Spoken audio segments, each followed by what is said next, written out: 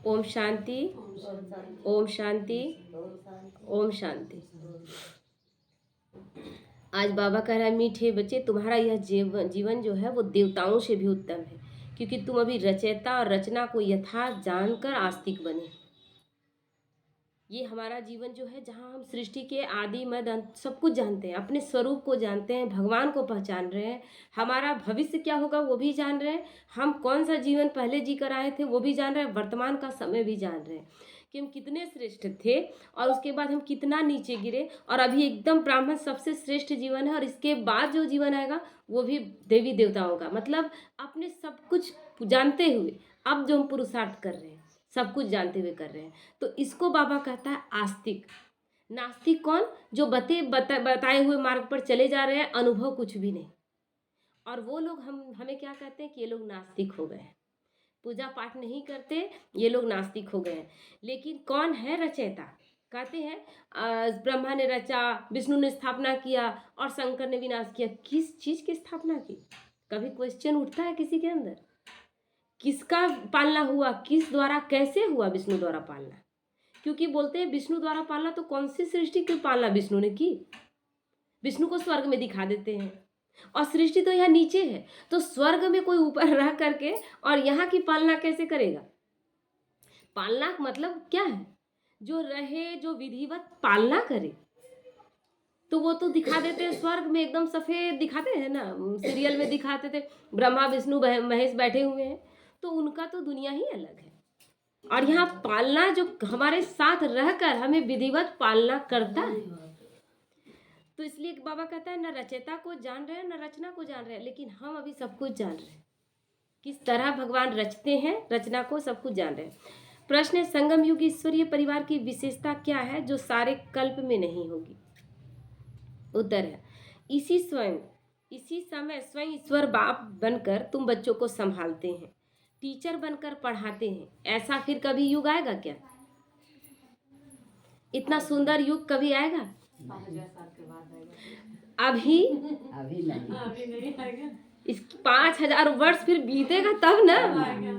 अभी जो समय मात्र 12 साल का समय है, इसके बाद तो ये जो 12 साल का समय है उसमें भी हमारे पास कितने थोड़े का थोड़ा है, क्योंकि हम नहीं जान रहे हैं कि कब हम अंतिम होगा हमारा भी।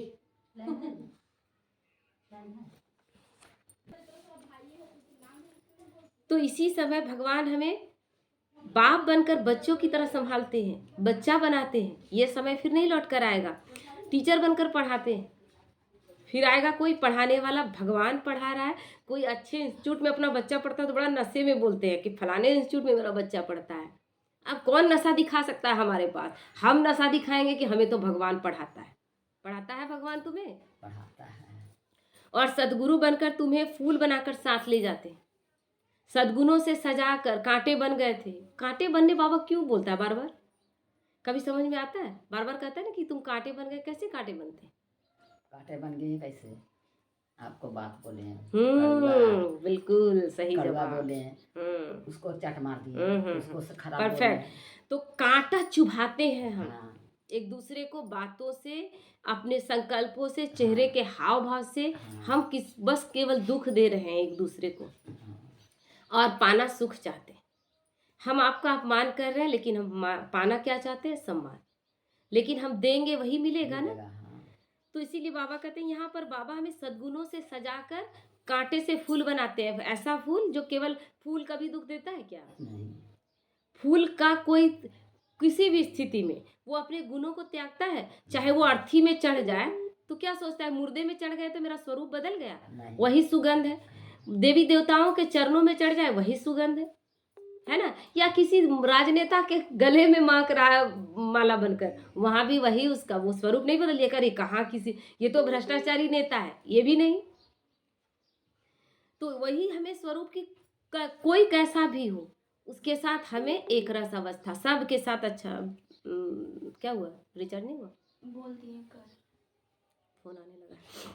सतयुग में दैवी परिवार होगा, लेकिन ऐसा ईश्वरीय परिवार हो सकता है? दैवी परिवार होगा। सतयुग में हम लड़ाई झगड़ा नहीं करेंगे, फूल जैसा एक दूसरे के साथ रहेंगे, किसी को कड़वे बोल नहीं बोलेंगे, किसी को दुख नहीं देंगे, और सब बहुत प्रेम से रहेंगे, लेकिन फिर भी एक एक परिवार सबका अपना होगा। पति पत्नी, बाबा कहता है ना, एक बेटा एक बेटी, तो सबका अपना एक परिवार होगा। लेकिन यहाँ ईश्वरीय परिवार है।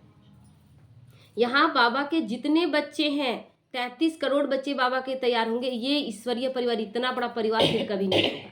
जहाँ हम क्या कहते हैं, हम एक परमात्मा के बच्चे हैं।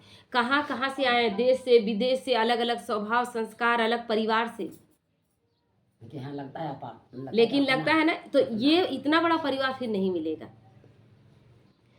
तो ये ऐसा ईश्वरीय परिवार नहीं हो सकता। तुम बच्चे अभी बेहद के सन्यासी भी हो और राजयोगी भी हो। सन्यासी, क्योंकि बेहद का सन्यास में हम कौन सा सन्यास कर रहे हैं? ये सन्यास नहीं कि घर छोड़ दिए और गेरुआ वस्त्र धारण कर लिए, क्योंकि वो तो कपड़े का सन्यास हुआ। मन का सन्यास करना है, क्योंकि वो तो घर छोड़ देते हैं और गेरुआ वस्त्र धारण कर लेते हैं, लेकिन स्त्रियों से भागते हैं कि कहीं मन में फिर से वो कामना जागृत ना हो। तो वो कैसा सन्यास है? हम ऐसा सन्यास क्यों ना करें कि हम सब कुछ मेरे पास हो और मुझे कोई चीज़ खींचे नहीं। एक राजा था ना, तो जा रहा था कहीं, तो अचानक देखा एक सन्यासी को। तो किसी से पूछा, उस सन्यासी में बड़ा तेज था, कम उम्र का लड़का टाइप का था, लेकिन उसमें बहुत तेज था। तो वो पूछा सबसे कि ये किस टाइप का है? तो बोला बहुत अच्छा सन्यासी है, बहुत मतलब योगी है, और एकदम मस्त मस्त मौला जो रहता है ना, जिसको कोई फिक्र नहीं। तो उसको बड़ा आश्चर्य हुआ। तो उसको बोला कि यदि आप मेरे घर चलेंगे?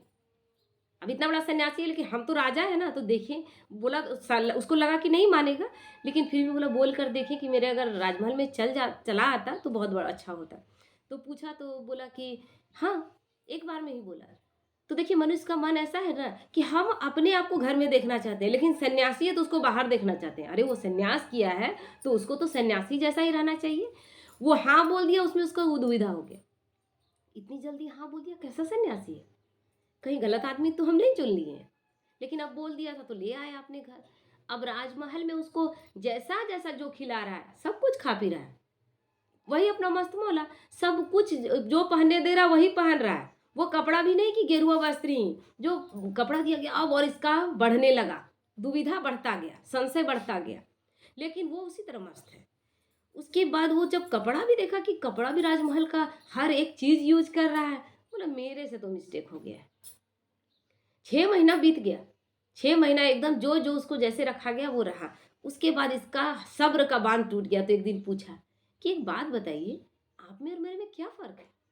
सन्यासी को बोला।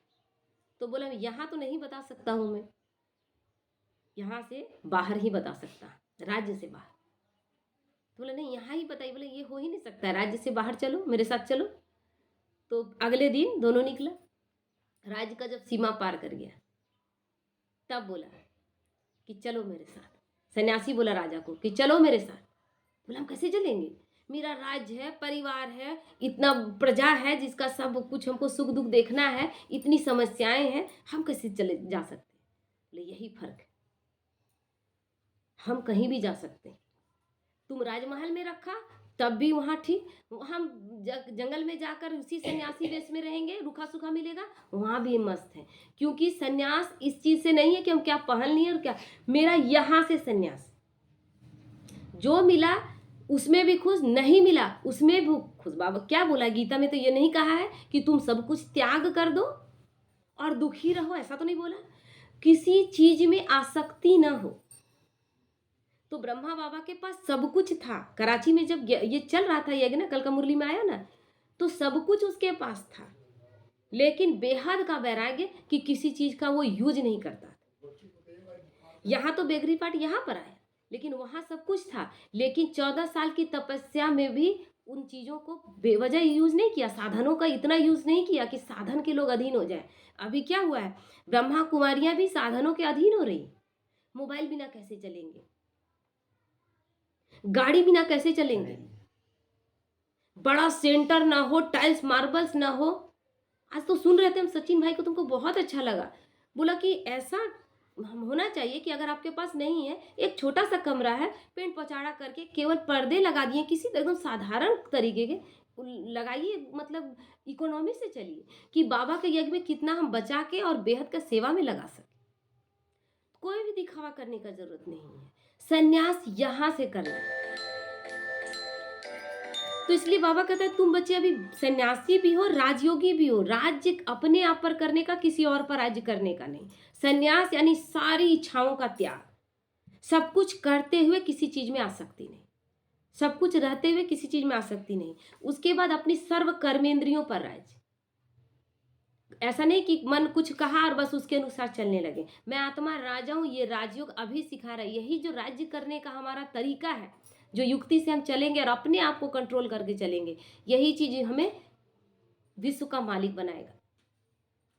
कितने सालों तक, कितने युगों तक हमें राज्य भाग्य मिलेगा।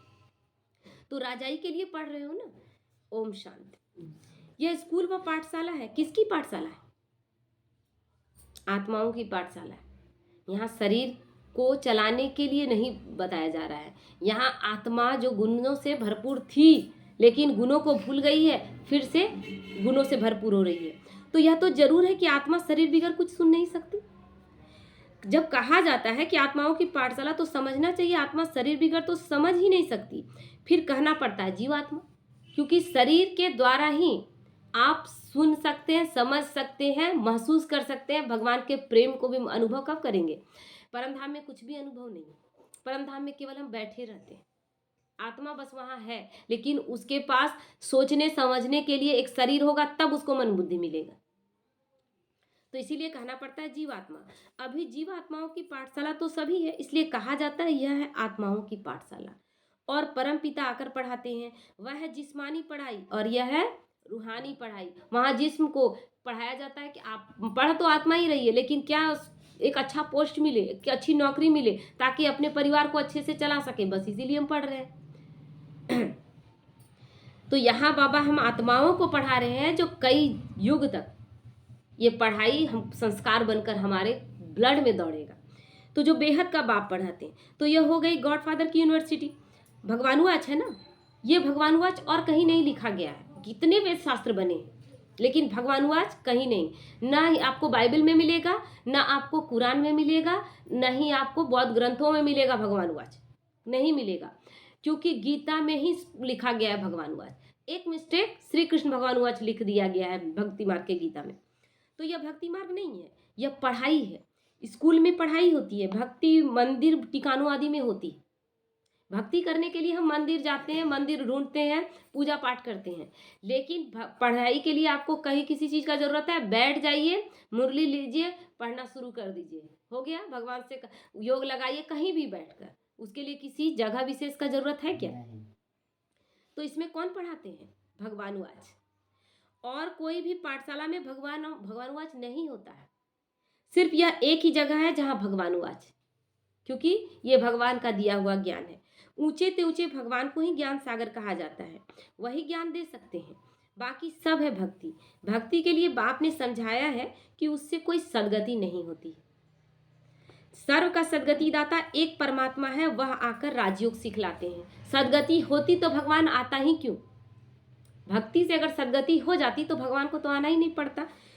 और भक्ति तो द्वापर से कर रहे थे, तो फिर दुर्गति होती क्या? कहाँ दुर्गति होती ही नहीं, तो फिर सदगति का जरूरत ही नहीं पड़ता। तो आत्मा सुनती है शरीर द्वारा, और कोई नॉलेज आदि में भगवानुवाच है ही नहीं। भारत ही है जहाँ शिव जयंती भी मनाई जाती है। भगवान तो निराकार है, फिर शिव जयंती कैसे मनाते हैं? ये सारा कौन समझेंगे? जो इस ज्ञान मार्ग में चलेंगे वही तो पहचानेंगे कि शिव बाबा ब्रह्मा तन का आधार लेते हैं। तो जयंती तो तब होती है जब शरीर में प्रवेश करते हैं। ब्रह्मा तन का आधार लेंगे, वो तो निराकार है।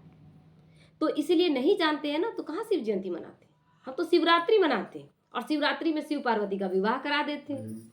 और जितना ज्यादा हो रहा है ना, और अब दूसरे तरह से होने लगा है। इधर से शिव की बारात जा रही है, उधर से पार्वती वाले आ रहे हैं लेकर के।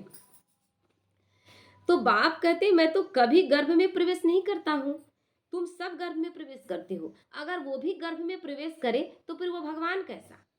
क्योंकि जिस गर्भ में प्रवेश किया वो श्रेष्ठ हो गया, और भगवान से श्रेष्ठ तो कोई है नहीं।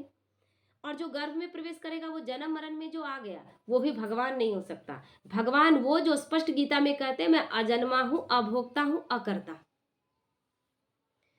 तो 84 जन्म लेते हो तुम। सबसे जास्ती जन्म या लक्ष्मी नारायण लेते हैं। 84 जन्म लेकर फिर सांवरा गावड़े का छोड़ा बनते हैं। यही ब्रह्मा बाबा। बाबा अपने बाबा गाँवड़े का छोरा क्यों बोला जाता है? जिसका माता पिता नहीं हो, जो अनाथ हो।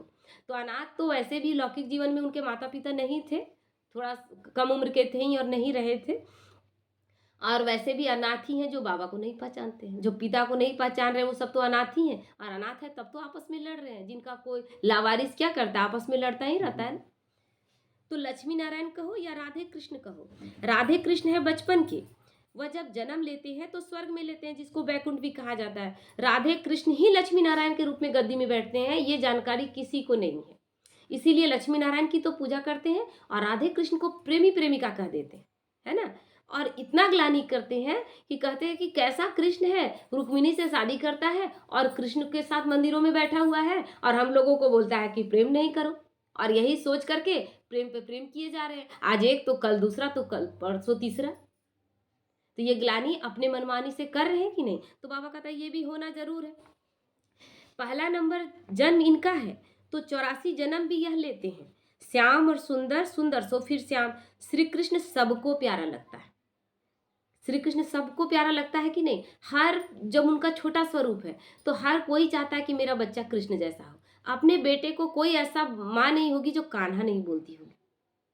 सब चाहे बेटा ही क्यों, बेटी भी हो छोटी ना तो कान्हा ही बोलते हैं। लल्ला। हाँ, लल्ला, कन्हैया, यही सब बोलते हैं।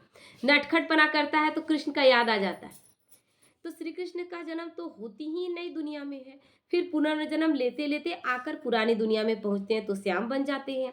इतना उनका मान सत्कार क्यों है? क्योंकि वो इतना पुरुषार्थ करके गए हैं, तब वो जन्म पाए। तो यह खेल ही ऐसा है। भारत पहले सत्तो प्रधान सुंदर था, अब काला हो गया है। बाप कहते हैं इतनी सब आत्माएं मेरे बच्चे हैं, अभी सब काम चिता पर बैठकर जल कर सब काले हो गए। सब काले हो गए लेकिन मानते नहीं हैं, है ना। नहीं मानते इसलिए ज्ञान को छोड़ देते हैं, ज्ञान को सुनना ही नहीं चाहते। इसमें ये छोड़ना पड़ता है, लेकिन वो विकार आपके जीवन में दुख लाया है ये नहीं समझते। तो इसलिए भाग रहे हैं, जिधर इधर उधर भाग जाए जहां हमको कोई चीज मना न करे, लेकिन सुधरता नहीं और सुधार हो भी नहीं सकता है। मैं आकर सबको वापस ले जाता हूँ। वह सृष्टि का चक्र ही ऐसा है, फूलों का बगीचा वह फिर कांटों का जंगल बन जाता है। बहुत सोचने की बात है कि काम विकार अगर सही है तो फिर क्यों गीता में लिखा गया कि काम क्रोध लोभ मोह अहंकार 5 विकार नाश का जड़ है? फिर गीता गलत है। और अगर काम विकार सही है कि नहीं, सृष्टि कैसे चलेगा? तो सृष्टि तो ऑलरेडी बहुत ज्यादा बढ़ चुकी है, उतने को संभाल लो, अब बढ़ाने का क्या जरूरत? अब तो ऐसे ही जनसंख्या विस्फोट विस्फोट वाली स्थिति है। और अगर फिर भी कहते हैं कि विकार अच्छा है, तो सबकी तो शादियां एक एक्यूरेट टाइम पर हो जाती हैं, तो फिर छोटी छोटी बच्चियों के साथ इतना गलत क्यों हो रहा है? क्योंकि एक गलत चीज है, एक विकार है वो, और उस विकार को हम छोड़ दिए हैं कि नहीं ये विकार जरूरी है।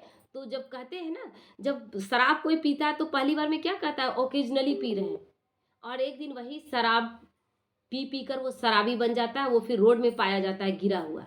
तो आज काम विकार का वो स्थिति नहीं हो गया है, आज रोड में मिल रहा है, किसी भी कोई भी लड़की का चलना मुश्किल, विकार का ही है परिणाम है ना, कि कोई लड़की का चलना मुश्किल। शाम को बच्ची निकल जाए, एक छोटी सी बच्ची, साल भर की बच्चियों तक को जिसको देखकर वात्सल्य आना चाहिए, ममता आना चाहिए हृदय में, वहां काम विकार कैसे आ जा रहा है? क्योंकि चीज गलत है, विकार सही हो ही नहीं सकता। तो बाप समझाते हैं तुम बच्चे कितने सुंदर विश्व के मालिक थे, आप फिर बन रहे हो। ये लक्ष्मी नारायण विश्व के मालिक थे, ये 84 जन्म भोग कर ऐसे बने हैं, अर्थात उन्हों की आत्मा अब पढ़ रही है 84 जन्म भोगने के बाद। क्योंकि पढ़े लिखे सब कुछ थे, लेकिन जैसे घर भी बनाते हैं तो एक घर जब जर्जर हो गया अब उसमें रहने सकेंगे? तो युग भी बूढ़ा हो चुका है और हमारी स्थिति भी, हम अपने गुणों को सब कुछ भूल गए। तो भगवान फिर से गुणों से सजाता है, इसलिए पढ़ा रहा है। तो तुम जानते हो सतयुग में अपार सुख है, जो कभी बाप को याद करने की दरकार भी नहीं रहती। कहते हैं ना, दुख में सिमरन सब करे, सुख में करे ना को। सुख में अगर सुमिरन करे तो दुख काहे को है? तो इसीलिए सुख में सतयुग त्रेता में याद ही नहीं रहता है। अगर याद रहे तो फिर नर्क आएगा ही नहीं, और नर्क नहीं आएगा तो फिर स्वर्ग का मजा क्या, सुख का मजा ही क्या जब दुख आपने झेला ही नहीं। दुख झेलने के बाद तो सुख को समझते हैं ना। तो गायन है दुख में सिमरन सब करे, किसका सिमरन? बाप का। इतने सबका सिमरन नहीं करना है। कितने लोगों का हम सिमरन करते, कितने सारे देवी देवताओं का सिमरन करते हैं और इसीलिए कंसंट्रेट नहीं कर पाते। तो भक्ति में कितना सिमरन करते हैं जानते कुछ भी नहीं है, क्योंकि केवल सिमरन कर रहे हैं। और सिमरन क्या कर रहे हैं? पूजा कर रहे हैं, पूजा पाठ केवल कर रहे हैं, और इसीलिए प्राप्ति किसी को कुछ भी नहीं मिल रहा है। श्री कृष्ण कब आया, वह कौन है, कुछ भी नहीं जानते। क्यों उसका इतना अच्छा से जन्मोत्सव मनाते हैं, वो क्या ऐसा करके गया है, लक्ष्मी नारायण को इतना भरा पूरा क्यों दिखाते हैं, ये क्वेश्चन नहीं उठा। जिनके अंदर उठा उन्होंने पा लिया। तो श्री कृष्ण और नारायण के भेद को भी नहीं जानते कि श्री कृष्ण और नारायण का भेद क्या है। श्री कृष्ण ही छोटा थे तो बचपन में कृष्ण है, और वही जब गद्दी में बैठते हैं तो नारायण रूप में बैठते हैं। तो शिव बाबा है ऊंचे ते ऊंचा, फिर उनके नीचे ब्रह्मा विष्णु शंकर, उनको फिर देवता कहा जाता है। लोग तो सभी को भगवान कहते रहते हैं, यही नहीं जानने के कारण। जबकि कहते हैं ना, शंकर देवताय नमः, विष्णु देवताय नमः, ब्रह्मा देवताय नमः, लेकिन शिव को कभी देवताय नमः नहीं कहा गया। ये सारा रहस्य जब भगवान आते हैं, तो इसीलिए तो भगवान कहते हैं सुन तो बहुत पहले से रहे थे, लेकिन भगवान कहते हैं जब मैं आता हूँ तब तुमको बताता हूँ। सर्वव्यापी कह देते हैं। बाप कहते हैं सर्वव्यापी तो माया 5 विकार हैं जो एक एक के अंदर घुसा पड़ा है। सतयुग में कोई विकार होता नहीं। मुक्ति धाम में भी आत्माएं पवित्र रहती हैं, परम धाम में भी, क्योंकि वहां तो शरीर ही नहीं है, तो विकार का तो कोई बात ही नहीं। अपवित्रता की वहां कोई बात नहीं। तो यह रचयिता बाप ही आकर अपना परिचय देते हैं, आदि मदंत का राज समझाते हैं, जिससे तुम आस्तिक बनते हो। तुम एक ही बार आस्तिक बनते हो इसी समय। उसके बाद हम द्वापर से फिर वही नास्तिक बने हुए, जो कर रहे हैं नास्तिकता में कर रहे हैं। तुम्हारा यह जीवन देवताओं से भी उत्तम है। गाया भी जाता है मनुष्य जीवन दुर्लभ है, लेकिन मनुष्य जीवन दुर्लभ है कब के लिए गाया गया? इसी समय के लिए। बड़े भाग मानुष तन पावा, लेकिन मनुष्य का तन पाकर क्यों बोला कि भाग? क्योंकि इस समय ही तो भगवान आते हैं और इस समय हमें पढ़ाते हैं और इसी समय हम अपने 84 जन्मों का भाग्य लिखते हैं। इसी समय के लिए वो मनुष्य तन का गायन है। और जब पुरुषोत्तम संगम युग होता है तो हीरे जैसा जीवन बनता है। लक्ष्मी नारायण को हीरे जैसा नहीं कहेंगे, क्योंकि लक्ष्मी नारायण ने वो प्रारब्ध भोग रहे हैं। पुरुषार्थ बड़ा है, प्रारब्ध उससे नीचे है। जब हम किसी परीक्षा की तैयारी कर रहे हैं उस पोस्ट को पाने के लिए, चाहे आईपीएस हो चाहे आईएएस अफसर हो, वो जो समय हमारा तैयारी का होता है वही तो सबसे ज़्यादा है, जहाँ हम अपने सपनों को पूरा करने के लिए दिन रात एक करते हैं, बन जाते हैं, उसके बाद तो उसको एंजॉय केवल करते हैं। तो तुम्हारा हीरे जैसा जन्म है। तुम हो ईश्वरीय संतान और यह है दैवी संतान। यहाँ तुम कहते हो कि हम ईश्वरीय संतान है। ईश्वर हमारा बाप, वह हमको पढ़ाते हैं, क्योंकि ज्ञान का सागर है ना, राजयोग सिखलाते हैं। यह ज्ञान एक ही बार पुरुषोत्तम संगम युग पर मिलता है। तो यह है उत्तम से उत्तम पुरुष बनने का युग, जिसको दुनिया नहीं जानती, जहाँ हम अपने आप को फिर से गुणों से सजाते हैं। क्योंकि शरीर को तो बहुत सजा लिए, 16 श्रृंगार कर लिए, लेकिन 16 कला से संपन्न बनना था ये तो भूल गए थे, तो केवल शरीर को सजाते रहे। लेकिन भगवान हमें 16 कला संपूर्ण बना रहा है। सब कुंभकर्ण के अज्ञान नींद में सोए पड़े हैं, सबका विनाश सामने खड़ा है।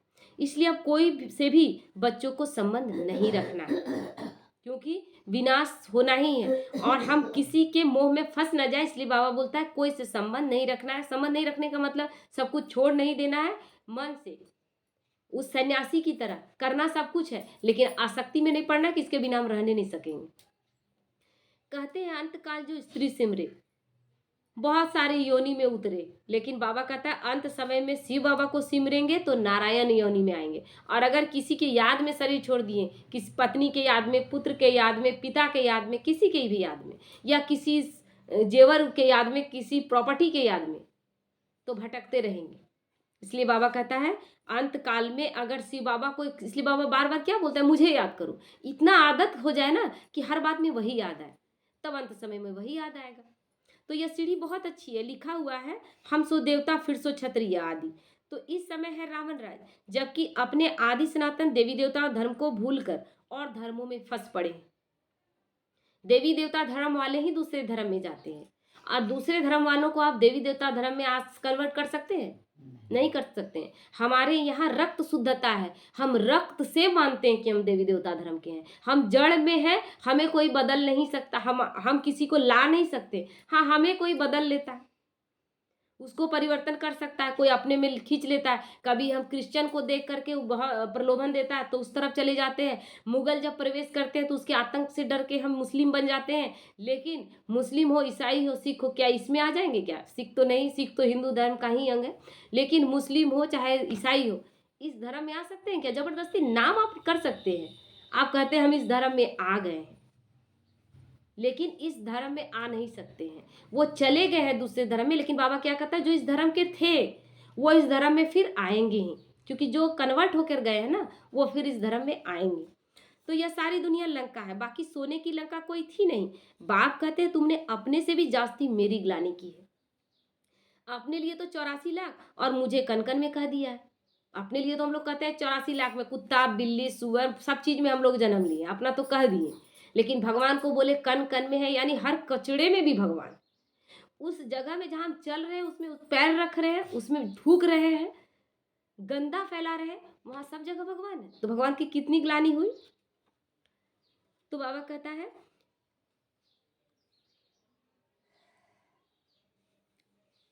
ऐसे अपकारी पर भी मैं उपकार करता, फिर भी बाबा हम पे उपकार करता है, फिर भी हमारा बुरा तो नहीं करता। बाप कहते हैं तुम्हारा दोष नहीं है, तो ड्रामा का खेल है, सभी बच्चे मेरे निर्दोष हैं।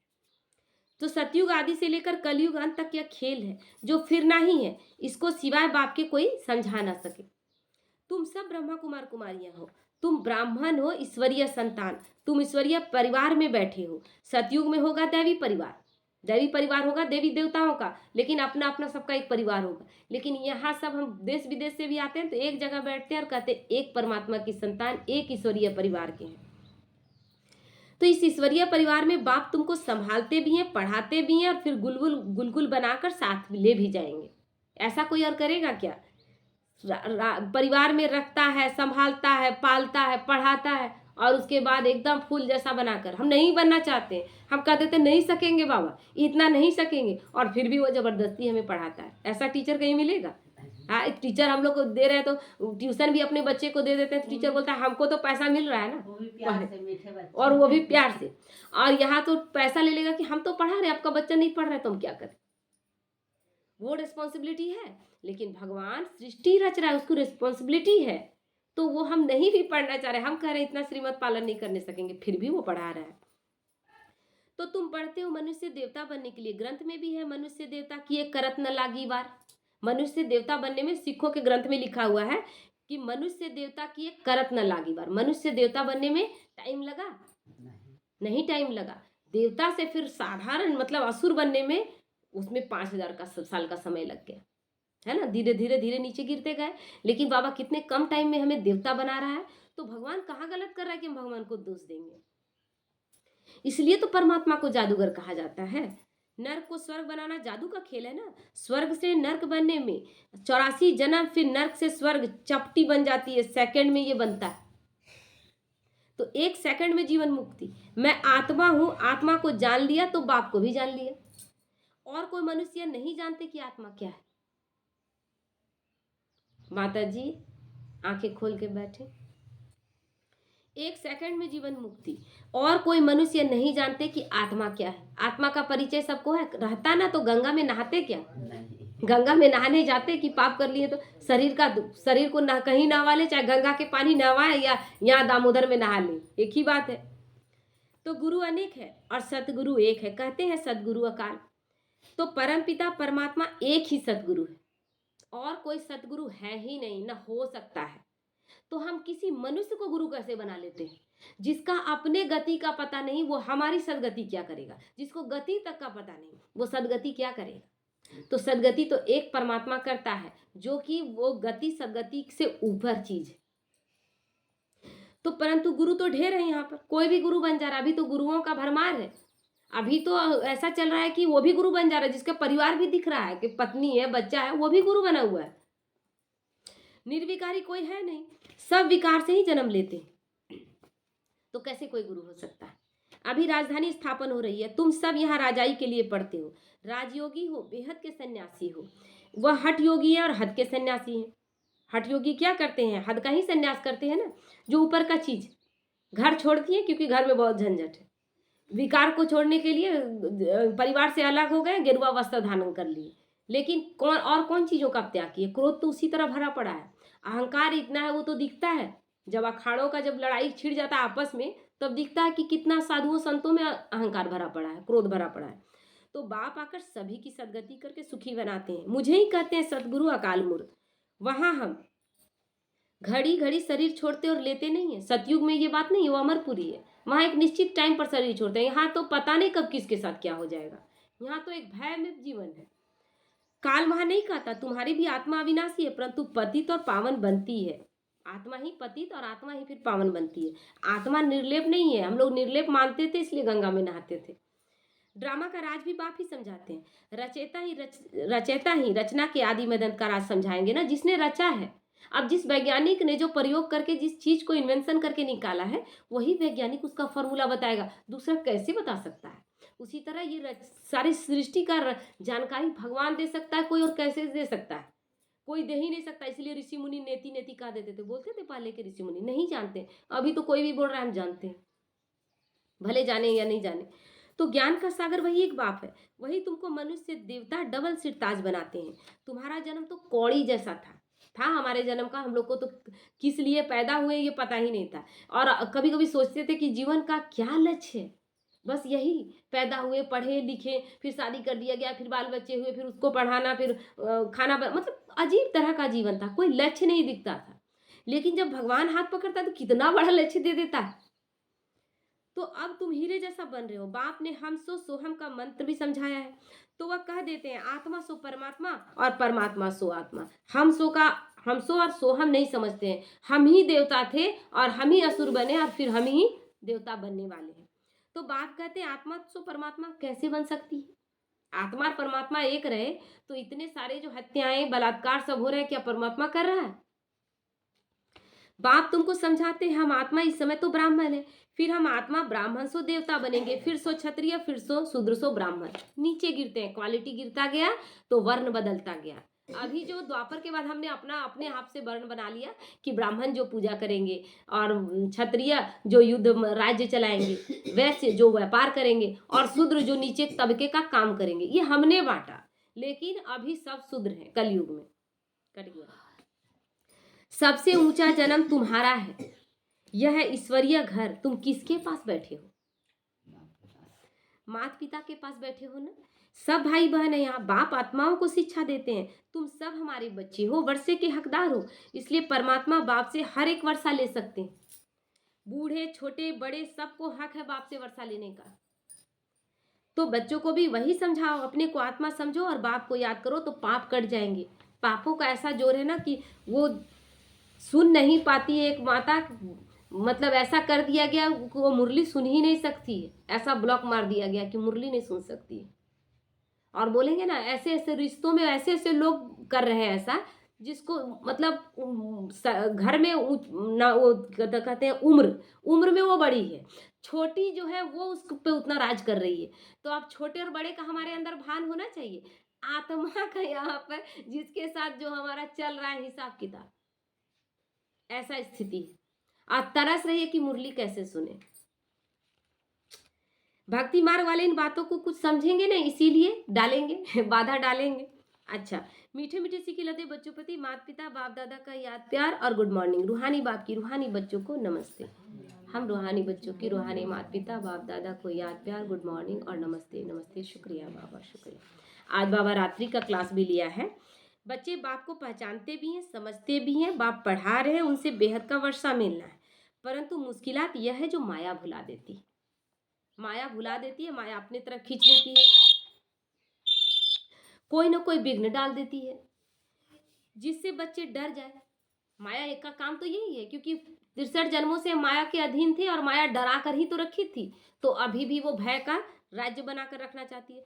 उसमें भी पहले नंबर में विकार में गिरते हैं। आंखें धोखा देती है। आंखें कोई निकालने की बात नहीं है कि सूरदास ने बोला कि स्त्री को देखकर मन में थोड़ा सा विचार आया तो आंखें निकाल ली। आंखों को निकालने से क्या होगा? विकार क्या आंखों से उत्पन्न हुआ? विकार तो आत्मा में था, आत्मा में विकार आया। आंख निकालने से क्या होगा? ये तो स्थूल आंखें हैं जिससे आप अब इन आंखों को निकाल देंगे तो इसी आंखों से तो हमें शिव बाबा को देखना है। कैसे हम देखेंगे बाबा को? कैसे बाबा को देखेंगे? इसीलिए उस आँख की बात नहीं है, वो ज्ञान के तीसरे नेत्र की बात है कि इस स्थूल आँख से जो गंदी चीज़ें दिख रही है, उसको भुलाकर अब इस आँख से देखो, उसका मतलब था। तो बाप ज्ञान का नेत्र देते हैं ना, अब उस नेत्र से देखो, यानी सबको आत्मा देखो। तो ज्ञान और अज्ञान की ये लड़ाई चलती रहती है हमारे अंदर। ज्ञान है बाप और अज्ञान है माया। बाप के याद में जब रहते हैं तो माया बार बार हार जाती है, लेकिन बाप को भुला देते हैं तो माया प्रवेश कर जाती है। ये लड़ाई अपने आप में महसूस नहीं होता है। और अब समझ में आने लगा ना कि महाभारत की कोई लड़ाई कौरवों पांडवों में नहीं छिड़ी थी, सारी लड़ाई तो हमारे अंदर छिड़ी हुई है, जो हर वक्त हमारे अंदर लड़ाई छिड़ी हुई है। इनकी लड़ाई बहुत तीखी है, गिरते हैं तो समझ में नहीं आता, फिर समझते हैं कि मैं गिरा हुआ हूँ, मैंने अपना बहुत तक कल्याण किया है। माया ने एक बार हराया तो फिर चढ़ना मुश्किल हो जाता है। ये देखा गया है, जिसने एक बार ज्ञान को छोड़ दिया ना, फिर दोबारा आने में उसको बहुत मुश्किल होता है। आपने बाबा का घर छोड़ दिया, फिर वापसी करना बहुत मुश्किल होता है। जो जो चीज़ आप इस चीज़ में हम देखें हैं, या आप कोई संकल्प करके चलें कि हम किसी हाल में अमृत वेला नहीं छोड़ेंगे, लेकिन किसी वजह से आप 3-4 दिन छोड़ दीजिए, फिर आप अमृत वेला को कंटिन्यू नहीं कर पाएंगे, क्योंकि आप बाप का अवज्ञा करते हैं और आप अपने हिसाब से चलना चाहते हैं। मनमत यहाँ नहीं चलेगा। तो बहुत बच्चे कहते हैं कि हम ध्यान में जाते, परंतु उसमें भी माया प्रवेश हो जाती है, पता भी नहीं पड़ता है। माया चोरी कराएगी, झूठ बुलवाएगी, तरह तरह का झूठ बोलते हैं ना, कितना सारा झूठ बोल देते हैं। मुरली नहीं सुनने आए, क्यों नहीं आए, ये बात है वो बात है, सही बात बोलिए ना। माया क्या नहीं कराती है, बात मत पूछो, गंदा बना देती है। गंदा हो गया ना, अगर झूठ बोले, बाबा के बनकर भी झूठ बोलना पड़ा तो गंदा ही है मेरा। गुलगुल बनते बनते फिर छीछी बन जाते हैं। फूल बन रहे थे और फूल बनते बनते कांटे बन गए। तो जबरदस्त है ये माया, जो घड़ी घड़ी गिरा देती। बच्चे कहते हैं बाबा हम घड़ी घड़ी भूल जाते हैं, तदबीर कराने वाला तो एक ही बाप है, परंतु किसी की तकदीर में नहीं है तो तदबीर भी कर ही नहीं सकते। पुरुषार्थ आप नहीं कर सकते अगर आपकी तकदीर में नहीं। कहते हैं ना, देने में मुकद्दर की बात है, जो कहते हैं ना, देने वाले ने कमी तो नहीं की, अब किसे क्या मिला ये मुकद्दर की बात है। तो मुकद्दर क्या है, तकदीर हमारा है तो हम पुरुषार्थ कर रहे हैं। कल्प पहले अगर किए थे तो करेंगे, नहीं किए थे तो नहीं करेंगे।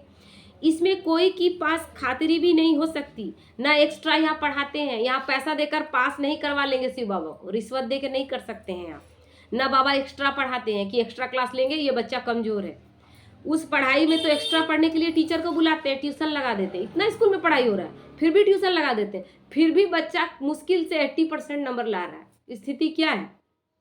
यह तो तकदीर बनाने के लिए सभी को एक रस पढ़ाते हैं शिव बाबा, एक ही पढ़ाई पढ़ाते हैं। जो पढ़ाई दादियों ने पढ़ा, जो ब्रह्मा ने पढ़ा, वही पढ़ाई हम भी पढ़ रहे हैं। एक एक को अलग अलग कहाँ तक पढ़ाएंगे, कितने ढेर बच्चे हैं। उस पढ़ाई में कोई बड़े आदमी के बच्चे होते हैं, अधिक खर्च कर सकते हैं तो उनको एक्स्ट्रा भी पढ़ाते हैं। अमीर घर के हैं तो ज़्यादा पढ़ा लेते हैं लौकिक पढ़ाई में, लेकिन यहाँ शिव बाबा भेदभाव ये करेगा? सब एक समान। तो टीचर जानते हैं कि ये डल है, इसलिए पढ़कर उनको स्कॉलरशिप लायक बनाते हैं। लौकिक में कि अमीर बाप का बच्चा है, उतना नहीं पढ़ सकता है, तो एक्स्ट्रा क्लास लेता है और उसके बाद उसको तैयार करता है। तो यह बाप ऐसे नहीं करते, बाप एक ही पढ़ाई पढ़ाते हैं। या तो सभी को एक रस पढ़ाते हैं, वह हुआ टीचर का एक्स्ट्रा पुरुषार्थ कराना, और यह तो एक्स्ट्रा पुरुषार्थ किसी को अलग नहीं कराते। लौकिक में ये चलता है, बाबा नहीं करते ऐसा। एक्स्ट्रा पुरुषार्थ माना ही है टीचर कुछ कृपा करते हैं। एक्स्ट्रा क्लास कराएं, इसका मतलब आप टीचर सोच रहा है कि नहीं ये बच्चा उतना अच्छा नहीं है, इसको हमको एक्स्ट्रा में अलग से समझाना पड़ेगा, ये कृपा करने की बात हुई कि नहीं? हालांकि कृपा आप क्या करेंगे, अब तो टीचर कमाई के लिए स्कूल में कम पढ़ा रहे हैं और सोच रहे हैं स्कूल में कम पढ़ाएंगे तो उसको जरूरत पड़ेगा तो ट्यूशन मेरे ही पास आएगा। तो अभी तो बहुत गंदा व्यवस्था हुआ है, लेकिन फल ऐसे पैसे लेते हैं, खास टाइम देकर पढ़ाते हैं जिससे वो जास्ती पढ़कर होशियार होते हैं। यहाँ तो जास्ती कुछ पढ़ने की बात ही नहीं। इनकी तो बात एक ही है, एक ही महामंत्र देते हैं, क्या है? मन मना भव। मन को सब तरफ से हटाकर बस मुझे याद करो। याद से क्या होता है, यह तो तुम बच्चे समझते हो, बाप ही पतित पावन है, जानते हो उनको याद करने से ही हम पावन बनेंगे। इतने समय से हम भगवान को बुला रहे थे कि तुम पतित पावन हो, हम पतितों को पावन बना, नहीं बोल रहे थे क्या? क्या कह रहे थे? विषय विकार मिटाओ पाप हरो देवा, क्या कह रहे थे? यही तो कह रहे थे। तो बाबा कहता है कि यही कहकर बुला रहे थे। अच्छा, गुड नाइट। ये रात्रि क्लास एक्स्ट्रा क्लास बाबा का था जो रात में लिए थे। धारणा के लिए मुझ सारे सारी दुनिया अब कब्र दाखिल होनी है, विनाश सामने। विनाश सामने है, इसमें कुछ भी अब छिपा हुआ नहीं है। अब सब कुछ दिख रहा है, स्पष्ट सब कुछ सामने दिख रहा है। और अभी भी हम अगर आंख बंद कर लेते हैं तो वही बात हो गया कि चूहा बिल्ली को देख के आंख बंद कर लेती है, उसका क्या टल जाता है? टल जाता है, उसको खा ही लेगा बिल्ली। तो यही स्थिति हमारी है, आंख बंद कर लेने से नहीं होगा। आंख खोलकर देखिए, विश्व में कोई ऐसा देश नहीं जिसके पास परमाणु बम नहीं है। एक बार किसी का जरा सा चिंगारी भड़का और बस, तो क्या होगा? वैसे ही नहीं दिखाते हैं, 7 डेज का कोर्स में क्या दिखाते हैं कि पृथ्वी वेंटिलेटर पर है, तो वो स्थिति बनी हुई है। तो वैसी स्थिति में अब हम यहाँ पर सोच रहे हैं कि हम बच्चों को पढ़ा लिखा कर डॉक्टर इंजीनियर बनाकर हम बड़ा घर बनाएंगे, टाइल्स में दिन रात ये सपना देख रहे हैं, तो हम गलत सपना देख रहे हैं। हम गलत सपना देख रहे हैं। हम आगे का वो नहीं सोचे, मेरा वर्तमान इतना श्रेष्ठ हो ना कि भविष्य के लिए हमको सोचना नहीं पड़े। वर्तमान में कर्म पक्का करते जाइए, श्रेष्ठ कर्म करते जाइए। तो इसलिए कोई से भी संबंध नहीं रखना है, क्योंकि उस समय बाबा कहता है कि आखिरी फाइनल पेपर में क्या होगा, किसी के प्रति अगर अटक गए, मोह में खींच लिया, तो फिर फेल हो गए, तो फिर सतयुग में नहीं आएंगे, त्रेता में आ जाएंगे। इतनी तैयारी हमारा, और लास्ट टाइम में कोई एक वजह से हम अगर अटक गए तो हम नीचे गिर जाएंगे और त्रेता में आएंगे। ऐसा चाहेंगे क्या? नहीं। तो अंत काल में बस एक ही याद रहे, श्याम से सुंदर और पतित से पावन बनने का यह पुरुषोत्तम संगम युग है। यही समय है उत्तम पुरुष बनने का। सदा इसी स्मृति में रहकर स्वयं को कौड़ी से हीरे जैसा बनाना है। पुरुषोत्तम संगम युग कहा क्यों गया? कि जहाँ भगवान से आत्मा और परमात्मा का मिलन होता है और भगवान हमें पुरुषों में उत्तम बनाते हैं, क्योंकि सबसे बड़ा पुरुषोत्तम तो वो है। तो वो जैसा है वैसा हमें बनाता है। वरदान है, ज्ञान धन द्वारा प्रकृति के सब साधन प्राप्त करने वाले पदमपति भव। ज्ञान धन स्थूल धन की प्राप्ति स्वतः कराता है। ज्ञान का धन ही ना जितना स्थूल में मिल रहा है यहाँ ज्ञान धन है, वहां प्रकृति स्वतः दासी बन जाती है। आज आपके पास ज्ञान ही हम बच्चों के पास था, जिससे इतना इन्वेंशन निकला कि इतनी गर्मी है तो इस गर्मी के लिए मेरे पास पंखा है, एसी है, किसका है? ज्ञान के ही बदौलत है ना। ज्ञान से ही इन सब का इन्वेंशन निकला। और धन है तो हम इस चीज को यूज कर सकते हैं, खरीद सकते हैं। तो प्रकृति दासी बन गई कि नहीं बन गई? एक बटन दबाते हैं और पानी आपके नल में, एक बटन दबाते हैं पंखा स्टार्ट, वायु देव हाजिर है। एक बटन दबाते हैं अग्नि तत्व हाजिर है। होता है कि नहीं होता है? तो प्रकृति को दासी हमने ज्ञान से नहीं बनाया क्या? तो इसलिए बाबा कहता है ज्ञान धन से प्रकृति के सब साधन स्वतः ही प्राप्त हो जाते हैं। इसलिए ज्ञान धन सब धन का राजा है। तो अभी जो बाबा का ज्ञान हम ले रहे हैं ना, यही ज्ञान वहाँ क्या बन जाएगा? धन के रूप में, और प्रकृति हमारी दासी के रूप में रहेगी। जहाँ राजा है वहाँ सर्व पदार्थ स्वतः प्राप्त होते हैं, क्योंकि राजा को कोई चीज का नहीं लगता है पैसा। कहा जाता है ना कि राजा को कहीं कुछ खरीदने का, क्योंकि पूरा राज तो उसी का है। तो यह ज्ञान धन ही पद्मापतम पति बनाने वाला है। तो इस ज्ञान को हमें कैसा धारण करना चाहिए? परमार्थ और व्यवहार को स्वतः सिद्ध करता है। ज्ञान धन में इतनी शक्ति है जो अनेक जन्मों के लिए राजाओं का राजा बना देती है। केवल अभी हम ज्ञान ही ले रहे हैं। बाबा का ज्ञान और कितना सहज है।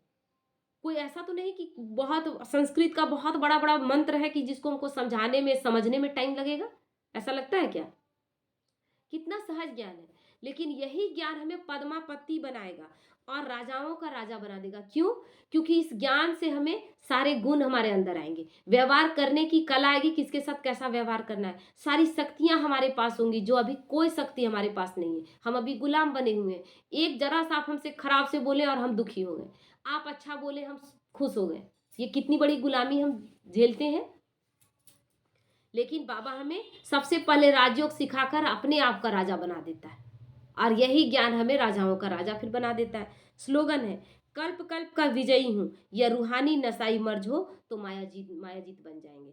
बाबा कहता है कि संकल्प दृढ़ रखें कि कल्प कल्प मैं ही विजयी हुआ था, और मैं ही हुआ था, मैं ही होने वाला हूँ, और हर कल्प में मेरा होना तय है। मैं विजयी आत्मा हूँ।